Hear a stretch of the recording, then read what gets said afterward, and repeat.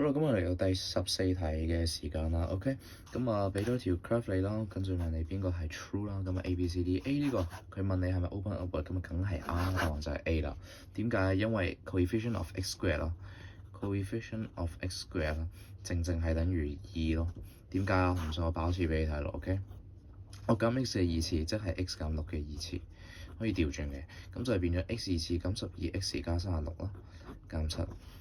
喂，coefficient 仲唔係2？正數嚟嘅喎，coefficient 係正數嚟嘅喎，正數就係 open upward， 係啦，正數就係個 open upward。咁我睇埋 B 啦 ，does not cut the x-axis， 即係睇下 set 佢等於0係發生咩事啫。減7等於0，6減 x 二次等於7除2。喂，計到啦，大佬，點會計唔到啊？開方7除2咯 ，OK， 一定 cut 㗎，一定有 solution 㗎。OK，咁我睇埋 C 啦，y-intercept 係負7啦，咁呢個係好多人會錯嘅地方啦。OK，咁即係 y-intercept 即係代 x 等於0啦，x 等於0。OK，咁 y 就會等於6嘅二次減7啦。